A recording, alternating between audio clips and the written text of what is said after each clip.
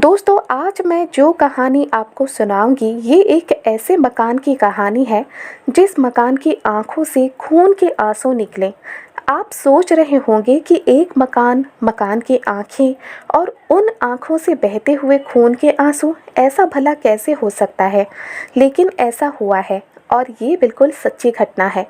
कहानी बहुत सालों पहले शुरू होती है, जब मोहनलाल नाम के एक व्यक्ति एक मकान के लिए तड़पते हैं। जी हाँ, मोहनलाल नामक एक व्यक्ति सरकारी नौकरी करते थे।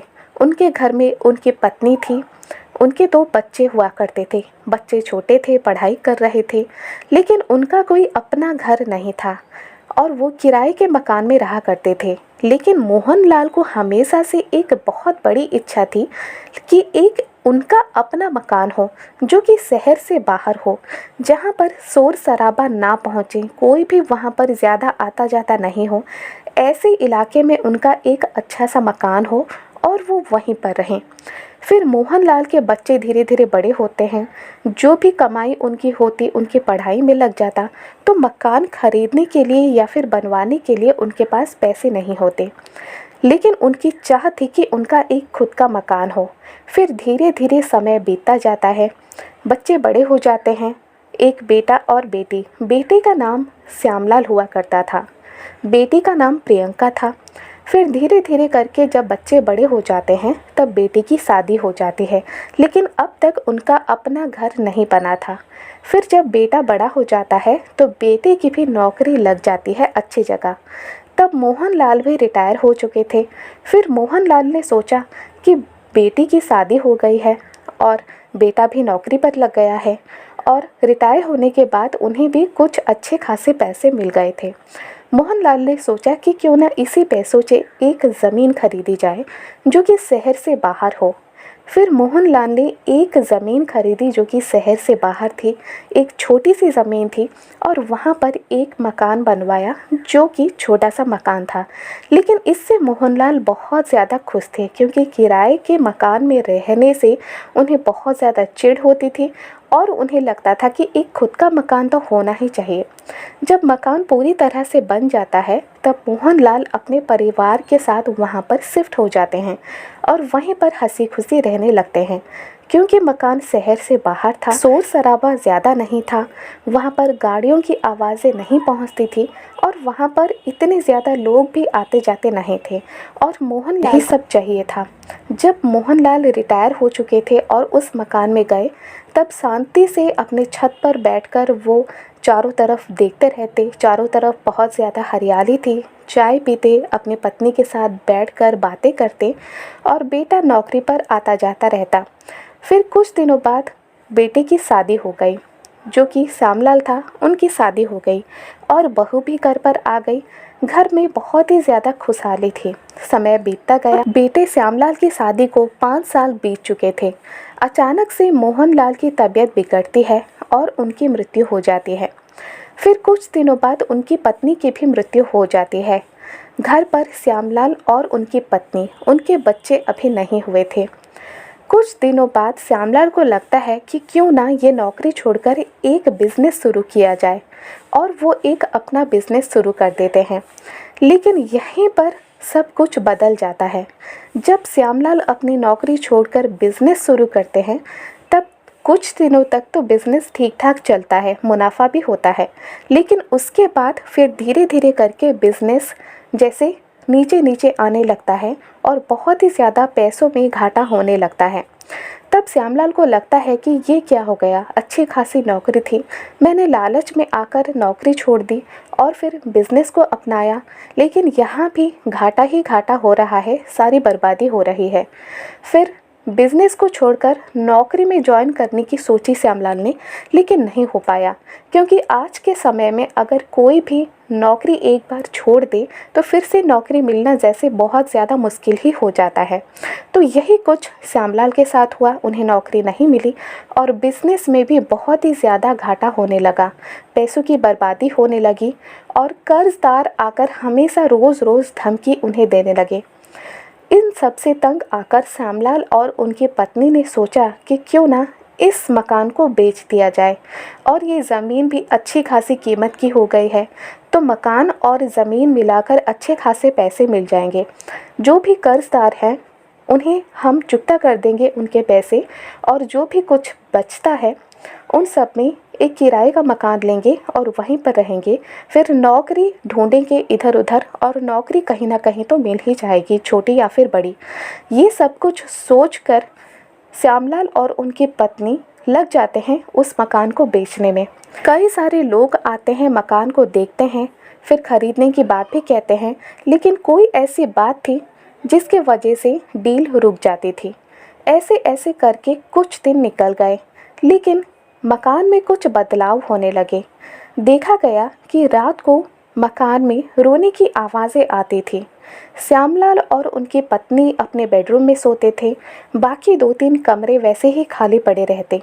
लेकिन श्यामलाल और उनकी पत्नी को ऐसा लगता कि आधी रात के बाद कोई मकान में रो रहा है।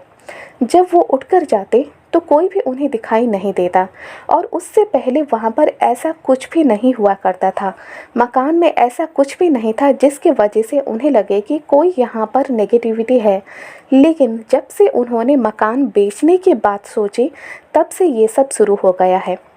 फिर एक दिन श्यामलाल घर पर नहीं थे, रात का समय था। तब श्यामलाल की पत्नी देखती है कि मकान की दीवारों से कुछ लाल रंग का लिक्विड बह रहा है।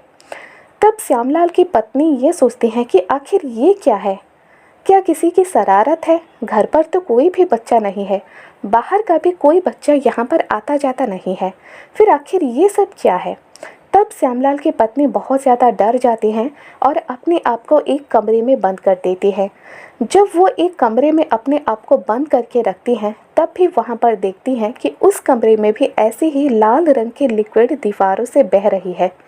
वो और भी ज़्यादा डर जाती है और घर से निकलकर बाहर रास्ते पर खड़ी हो जाती है। लेकिन शहर से बाहर होने की वजह से रास्ते भी काफ़ी ज़्यादा सन्नाटा भरा हुआ था, और वो वहीं पर खड़े होकर इंतज़ार करती हैं अपने पति श्यामलाल का।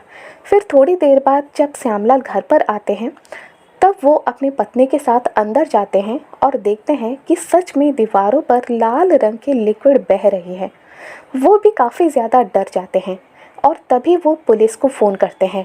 पुलिस वाले आते हैं, सब कुछ देखते हैं, और उन्हें ये भी बताया जाता है कि रात को जब हम गहरी नींद में सोते हैं, तब अचानक से हमारी नींद खुल जाती है और हमें सुनाई देता है कि कोई तो रो रहा है घर पर।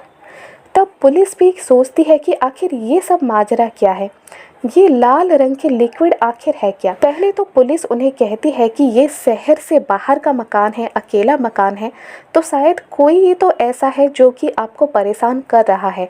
घर के अंदर आकर चारों तरफ तलाशी ली जाती है, लेकिन कोई भी वहाँ पर नहीं मिलता।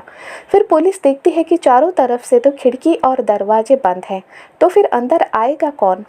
तब पुलिस को लगता है कि ये माजरा क्या है। फिर वो फॉरेंसिक डिपार्टमेंट को बुलाते हैं।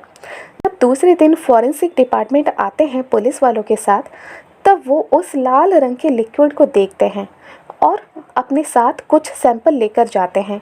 फिर एक दिन बाद रिपोर्ट आती है, और रिपोर्ट में एक बहुत ही बड़ा खुलासा होता है। पुलिस वालों को ये पता चलता है कि ये लाल रंग का लिक्विड कुछ और नहीं बल्कि खून है। पुलिस वाले भी दंग रह जाते हैं कि खून आखिर दीवारों से बह कैसे रहा है। ये बात श्यामलाल और उनकी पत्नी को बताई जाती है। वो लोग बहुत ही ज़्यादा डर जाते हैं, लेकिन रहना तो उन्हें उसी मकान में था। फिर एक दिन क्या होता है कि श्यामलाल और उनकी पत्नी रात को खाना खाने के बाद सोने चले जाते हैं। तब एक आहट सी सुनाई देती है। ये आहट सुनकर जब श्यामलाल अपने डाइनिंग रूम पर आते हैं, तब उन्हें चारों तरफ से अपने पिता की आवाज़ें सुनाई देती है, और पिता उन्हें कहते हैं कि ये मकान तुम कैसे बेच सकते हो? बड़ी मुश्किल से, बड़ी मेहनत से मैंने इस मकान को बनाया है, अपनी पूरी जमा पूंजी इस मकान में लगा दी, मेरी आत्मा यहाँ पर बसती है। अगर तुम इस मकान को बेच दोगे तो मैं हमेशा यहाँ रोता रहूँगा और खून के आंसू रोऊंगा। ये सब सुनकर श्यामलाल बहुत ही ज़्यादा डर जाते हैं और दुखी भी होते हैं, और तभी देखते हैं कि अचानक से दीवारों से वही खून बह रहा है। तो वो ये सब देखकर समझ जाते हैं कि उनके पिता ही रो रहे हैं। और उनकी आंखों से ही खून के आंसू निकल रहे हैं, क्योंकि श्यामलाल और उनकी पत्नी ने तय किया था कि इस मकान को बेचना है। तो श्यामलाल समझ जाते हैं कि ये सब आखिर हो क्यों रहा है। फिर जाकर श्यामलाल अपनी पत्नी को जगाते हैं और फिर सारी बातें उन्हें बताते हैं। अब श्यामलाल और उनकी पत्नी समझ जाते हैं कि ये उनके पिता की आत्मा है जो कि खून के आंसू रो रही है, क्योंकि उन्होंने मकान बेचने की बात तय कर दी थी। तभी श्यामलाल और उनकी पत्नी तय करते हैं कि अब ये मकान हम बिल्कुल भी नहीं बेचेंगे, चाहे कुछ भी हो जाए।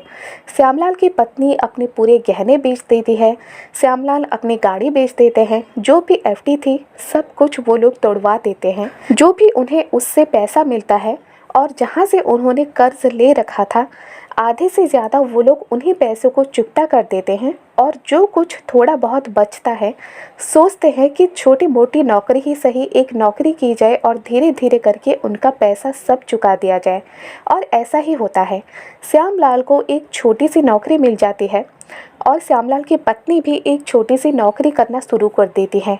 ज़्यादा पैसे तो नहीं मिलते थे, लेकिन उन्होंने अपने खर्च में से काट कर भी उन कर्जदारों के पैसे चुकाए और फिर जब पूरा का पूरा कर्ज उनका चुक गया तब वो लोग अच्छे से ज़िंदगी जीने लगे उसी मकान में।